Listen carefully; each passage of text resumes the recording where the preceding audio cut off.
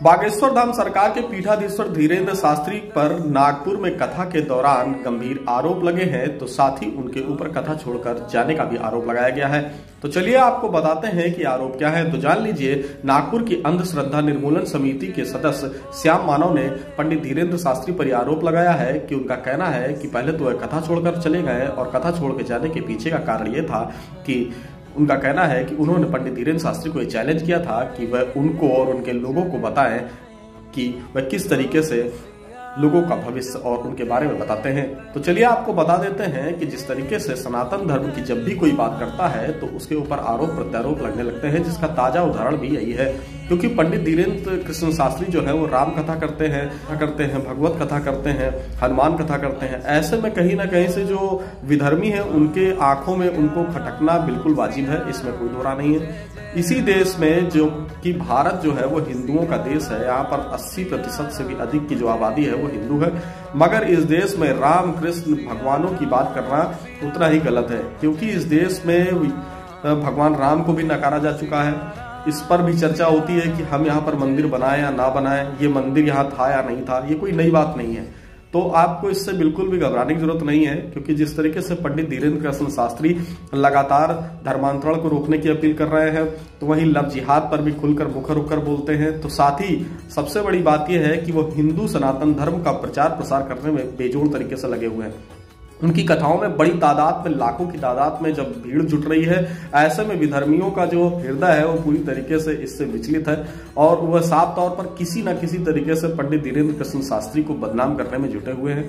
मेरा ऐसा मानना है कि हमको इससे बिल्कुल भी घबराना नहीं चाहिए, क्योंकि हम उनसे ये मत सोचे कि पंडित धीरेन्द्र कृष्ण शास्त्री मेरे परिवार का नाम बता दे, मेरे बाबा का नाम बता दे, मेरी कष्ट क्या है ये बता दे।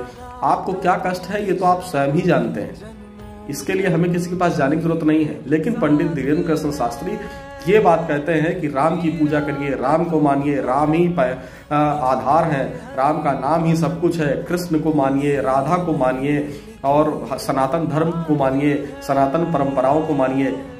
और हम सब सनातन हिंदुओं को इन विधर्मियों की जो भाषा है उससे दूर रहना चाहिए और अपने सनातन धर्मियों को एक साथ एकजुट होकर हिंदू राष्ट्र की कल्पना को आगे बढ़ाना चाहिए।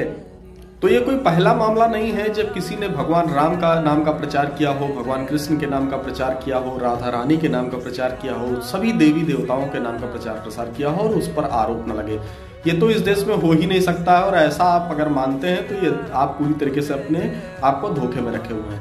क्योंकि भारत में एक ऐसा धड़ा भी है जो सनातन धर्म को नीचा दिखाने का काम सदियों से करता चला आ रहा है। इस देश को ऐसे ही गुलामी नहीं मिली, इस देश के लोगों ने ही गुलाम बनाया, क्योंकि वह अपने आप को ये दिखाने में और किसी एक पंथ मजहब को खुश करने के लिए इस तरीके की बातों को करते हैं। और जिस तरीके से ये अंधश्रद्धा निर्मूलन समिति के सदस्य श्याम मानव ने ये साफ तौर पर पंडित धीरेन्द्र कृष्ण शास्त्री को चैलेंज किया है कि वह उनके नागपुर में आए और उनके लोगों के साथ बैठे और उनका नाम बताएं, उनका पता बताएं, उनके बाबा का नाम बताएं, उनके बाबा के बाबा का नाम बताएं, तब वो जानेंगे कि जो पंडित धीरेन्द्र कृष्ण शास्त्री जिस तरीके से हनुमान जी की भक्ति करते हैं वो सच में भगवान है, वो ये जानना चाहते हैं।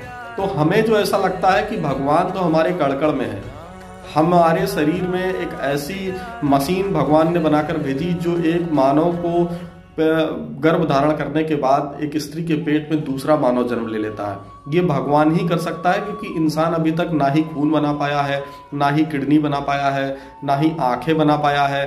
जिस तरीके से हमारे शरीर में बाल है, मनुष्य के शरीर हाथों में ये भी नहीं है कि वो हमारे बाल तक बना ले। तो आखिर इन सब चीजों को किसने बनाया? तो भगवान ने बनाया।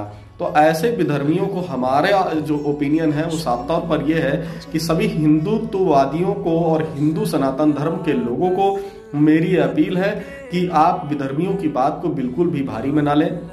पंडित धीरेन्द्र कृष्ण शास्त्री जैसा कि कई बार ये बता चुके हैं कि वो हनुमान जी की पूजा आराधना करते हैं, भगवान राम को अपना इष्ट मानते हैं। ऐसे में कहीं ना कहीं से हमारे देश की जो ऋषि मुनियों की परंपरा है, हमारे देश में ऐसे ऐसे लोग जन्म हुए हैं, ऐसे ऐसे लोग पैदा हुए हैं जिन्होंने सदियों पहले ये बता दिया कि सूर्य से पृथ्वी की दूरी कितनी है, दुनिया में नक्षत्र कितने हैं, ग्रह कितने हैं। ये हमारे ही सनातन धर्म ने दुनिया को बताया है। विज्ञान आज उस पर शोध कर रहा है।